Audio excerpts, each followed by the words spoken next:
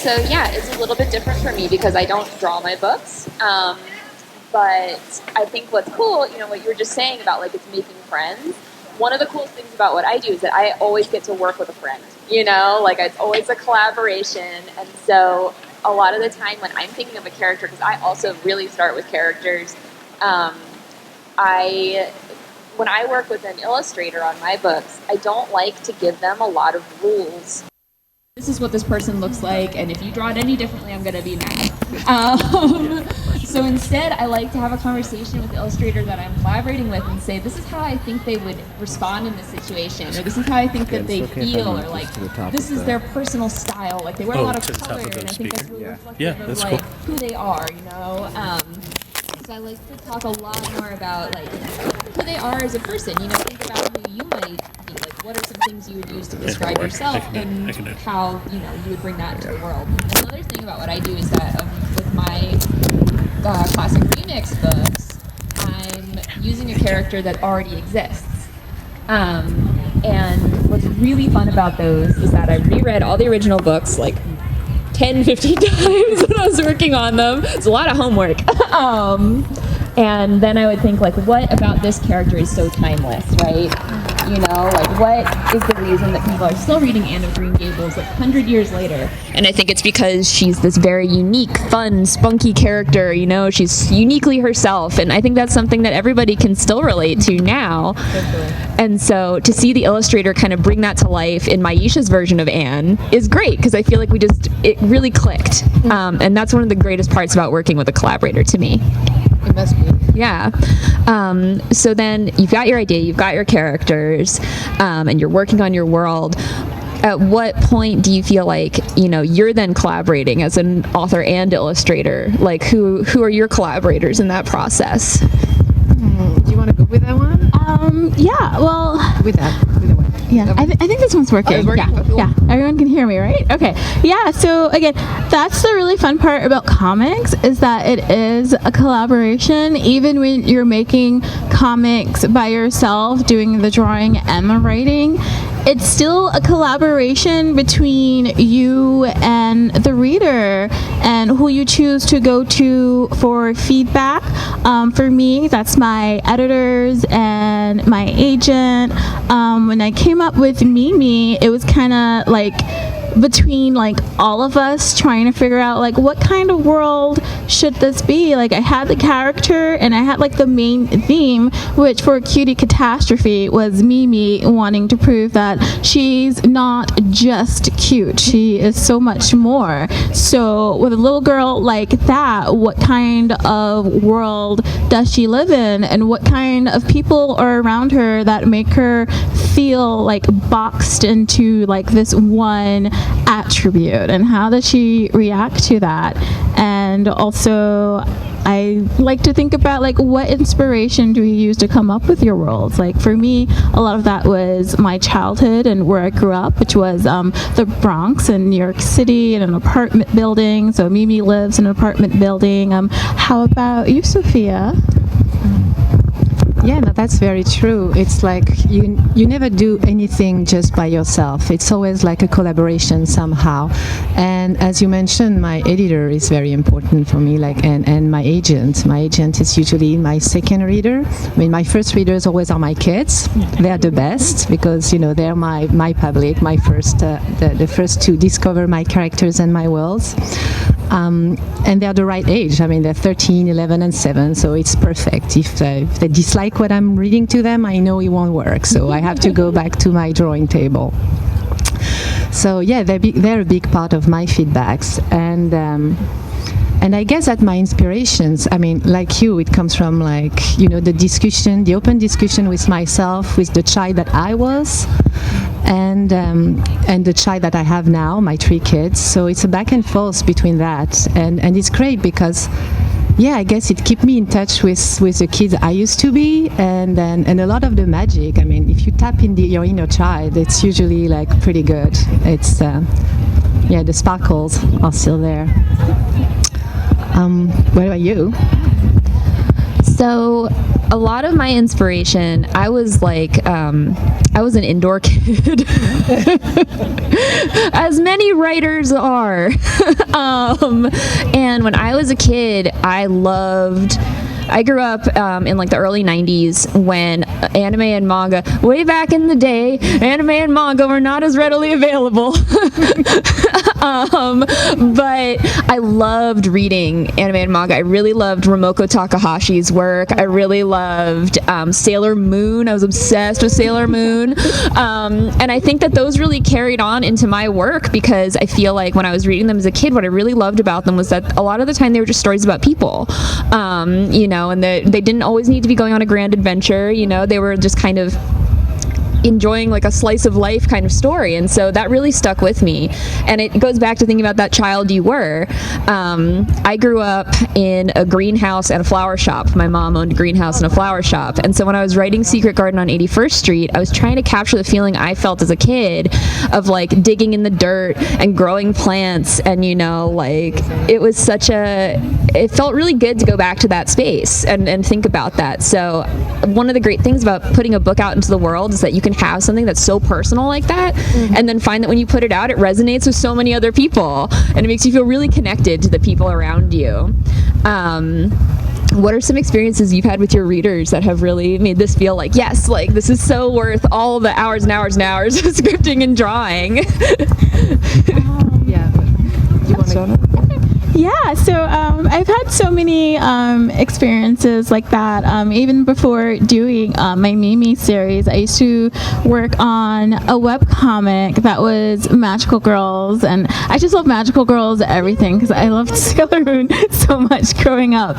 And the reaction was always something like, thank you for making a character that looks like me, because I love writing stories about black girls looking, cute and soft, and just giving, comics something different. The kind of feeling that I had when I was watching Sailor Moon back in the early 90s, and, a lot of cartoons on TV was like, Batman and Superman, and then, I could change the channel, and it was a story about girls in school worried about, their friendships and love, and also saving the world at night, which was really cool. And with Mimi, I can continue to do that. And Mimi being an early readers series, I get to start that spark for kids wanting to read comics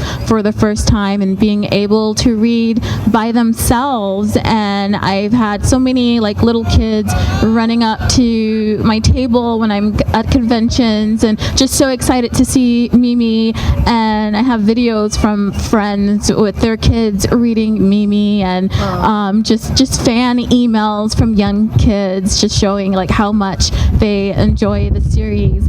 And that makes me really excited to see like a wide variety of people enjoying something that I made because I enjoyed stories that somebody else made on the other side of the world. And again, like comics are such a collaboration. You don't know who's going to end up reading it, and that's so great.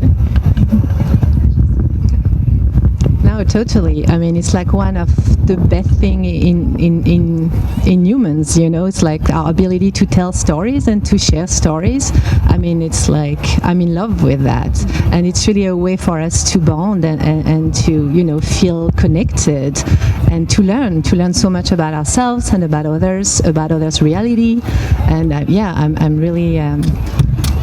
Impressed by your work and the fact that you're working for such young readers. It's amazing that you're bringing like folks at that young age to the world of graphic novel. And I mean, in my case, I mean, I've been so touched by letters I received, like parents sometimes telling me, okay, my son is not a reader, never been able to read a book, and he just devour yours, and that made me cry. I'm just like, it's just you feel useful, you feel like, yeah, I did a great thing. It's amazing. And yeah, and I hope like those kids will make books later, and I want to hear everyone's voice. It's great to be an inspiration. I mean, it's just like very humbling to be an inspiration. What else do we want to talk about, my ladies? Do you guys have questions for us? We can answer questions. There we go. Yeah.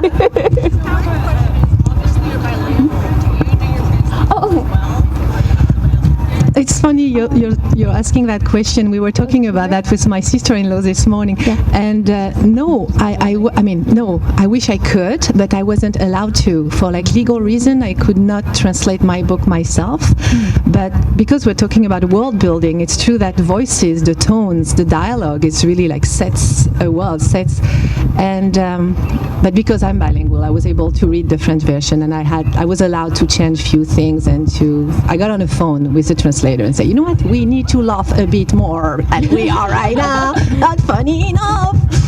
Yeah. Were you able to translate into Quebecois or only into regular French? Only regular Can French. I say something real quick? Yeah. We do have a microphone over here if you want to ask questions. So if you could line up if anyone else has a question, we have a microphone. Yeah, so no, not in Quebecois, but maybe my next book that is taking place in Montreal. I'm like, that's my goal. I really want to translate it, yes, in like Français Québécois. Oui.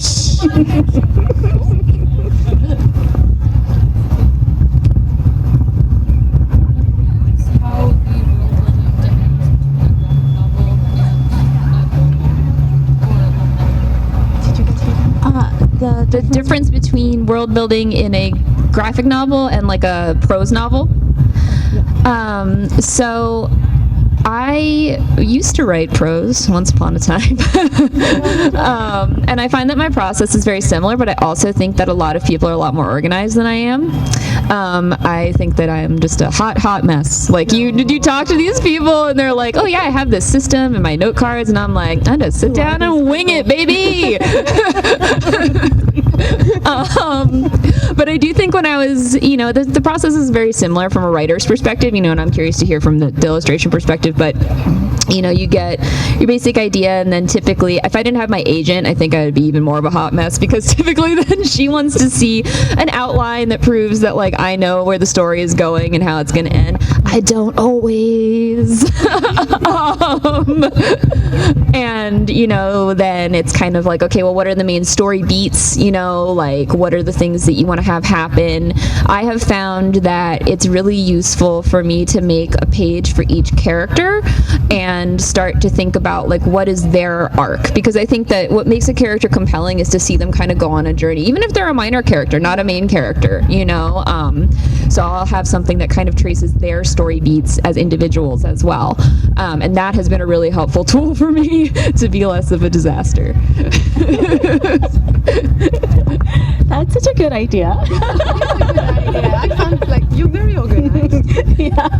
Also, I feel like most, at least most cartoonists for sure probably feel like a hot mess. I know I feel like a hot mess with my work, but it gets done. That's the important part. Good at hitting deadlines. Yeah, as long as you hit your deadline. Comics are a journey. It's ever evolving until you get to the finish line. I was not a published prose author, but I wrote a lot of fanfics back in the day. So I would say the difference between like writing prose and then writing comics is that the art is also like part of the writing process.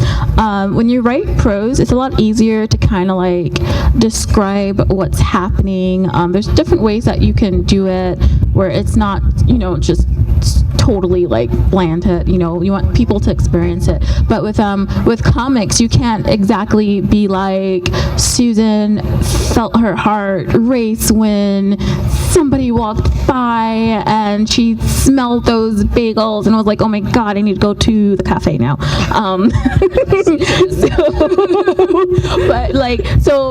You might have something like that in prose, but with comics you have to show it visually. So that's kind of like fun. I like to say like the great thing about comics for kids is learning that visual literacy of being able to read people's expression and body movement, body language to see like what the character is experiencing and trying to say. So you do that with facial expressions and even with how you draw the environment. Like, is your comic in color? Like, what is the mood, and does that environment match it? If it's a dark mood, maybe you have like some heavy blue and purple shading happening to emphasize that, you know. So I also like to say, if you want to do comics, it does help to watch a lot of movies and animated movies, so you can see like what are those scenes like how do you use, you know, everything to tell the story, because you don't always have the words written on the page. And when it comes to having an author and an artist working together, you know, the author is going to tell you like, this is what's happening in this scene, this is how this character is feeling, and give you kind of like a guideline of how that should go about. But then the artist is going to take that and take their interpretation of that to express it, and then it's up to the readers to decide how they want to interpret that scene as well. So yeah. Yeah, I missed a huge part of my answer by talking about how I'm a disaster. As a writer, if you don't draw, which is me and some other folks out there in the universe, you always need to be aware that you're doing a team sport when you're planning for, because when you're a prose writer, you're kind of on your own, you know, like you have kind of more control. But when you're working with an illustrator, sorry, I'm trying to make a pop shield here. And when you're working with an illustrator, you need to go into this already knowing that this is a conversation. And it's not going to be like hard and fast to what you are putting down on paper. At least if you want to be a good collaborator, you should go into it knowing that this is going to be a conversation, and your artist and your colorist and your inker and your letterer have just as much ownership and stake in what you're making as you do. I mean, I'm going to be short in my answer, but it's, to me, graphic novel is the best medium of storytelling ever. I mean, I'm biased here, but really it is, because you tap in so many different areas. And again, I mean, visuals, illustration, drawings, art, you have this immediacy. You go straight into the emotive part of the readers. You know, it doesn't, I mean, you'll be touched right away or not, and that's amazing. And also, you feel like, I mean, you have all the powers, kind of, when you're a writer and an illustrator. If I want to take my character to space, or to the jungle, or to the pyramid in Egypt, I can, and it won't cost me a thing, and I can do that from my little house with my cats on my lap, and it's like, yay, magic happening. So, yeah, graphic novel is the best.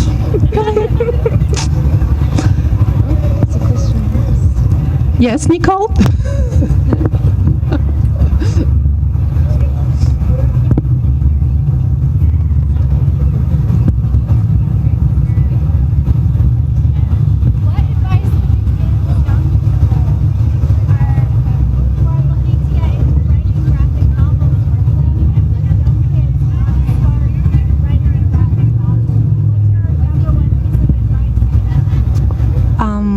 I guess, I mean, I'll pass you the microphone afterwards, but I think it's like for any kind of storytelling, you know, if you want to write a movie or a book or anything, I mean, I would advise, I mean, you folks will be like, oh, but yeah, just read as many graphic novels as you can and watch as many movies as you can, because that's true. I mean, graphic novel is it's like hand in hand with storyboarding. I used to be a storyboarder, and it really helps, you know, like the angles, the action, you play with time as well. So storyboard is a good place to start, because that's another magical aspect of graphic novel, is the way you can play with time, with the panels, you know, from one panel to another. Maybe a week has passed.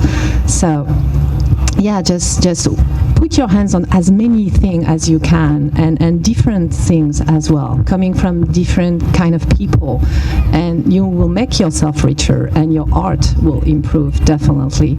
And try yourself at it as well, even if it's just like a 2-3 pages story. It will, I mean, I know when I feel down, just drawing a short story, even if it's just 1 page, to start it and finish it and have it there in the world, it always makes me feel better, reminder, and it's a reminder, you're a cartoonist, you can do that, look, you did that in 2 hours. And no, it's true, it does work, it does show yourself you can, because you can.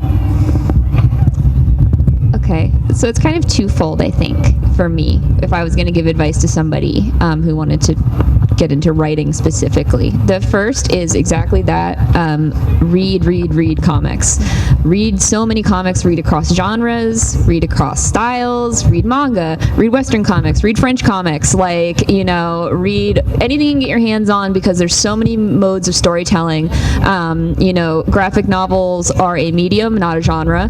So, there's so much that you can explore in graphic novels. Watching animation is another really good one. Go to an art museum and look at Japanese woodblock printing, the original comics, Kuniyoshi was doing the original manga, just stuff your eyes with things. I was just saying to somebody the other day that when I was in grade school, I remember thinking, I can't wait to be an adult and not have homework anymore. And then I became a writer, which is having homework for the rest of your life. By choice. The second thing that I'm going to say, and I think this is super important, is that make friends. Make friends who are at the same level as you. It's great to get to meet your heroes and talk to them, and they can be super inspiring, but the people that are eventually going to be making books with you are the people who are at your same level now. They're your friends in the classroom with you. They're your friends that you meet, at things like this. Friends at drawing camp or art camp or whatever you want to do, and those are going to be your best collaborators, because you're going to have a network that's going to support you, and you're all in it together, and it's just it's so empowering. I think of it when I do a convention like this, it feels like summer camp, because I get to see all my friends, and then I always feel so inspired when I leave. I'm just comics are the best. Everyone that I make comics with is amazing. And you'll meet people I've met people that I collaborated with just by making friends. I'm working on a pitch right now with somebody who I don't think I've ever met in person, but we've been Twitter friends for 5 years, and it's just you meet people and you work together. Definitely make friends and support each other. Yeah. Oh my gosh. What can I even add to that? That's just really good advice. But my favorite thing to say if you want to get into comics is to just draw comics. Literally, that's what I did to break into the industry. I mean, yeah, sure, I went to school for comics, but I didn't really have to. I mean, I love the friends I made there, but it still took me a few years of just going to conventions and selling fan art and cute little buttons and charms before I was oh yeah, I wanted to draw comics. So I started a web comic, and then editors saw it and were oh, this lady knows how to draw comics. Okay. And now I'm drawing comics for Scholastic and stuff, and I'm just whoa, when is this? How? I drew comics. So yeah, draw comics, and I would say never compare yourself to other artists, because we all have our own journeys, and if you get stuck in that comparison, it's not fun. I'm just gonna tell you that. And the thing that I love about comics is you don't have to draw the most amazing, beautiful art to have a good comic, because it's not just about the art, it's also about the writing. And I can say you could probably tell a really amazing graphic novel with stick figures, it doesn't have, so don't worry about your art skills, because every day, every time you're drawing, you're going to get better at it. And with each comic that you make, you're going to get better at it. And, I've made 3 books now, and I still have days where I'm oh my god, this is so hard. Why am I a cartoonist? What am I doing? But again, when you finish it, it's whoa, I can draw comics. So definitely read, absorb, make friends, and create, and don't let your fear hold you back. Yay! Yeah.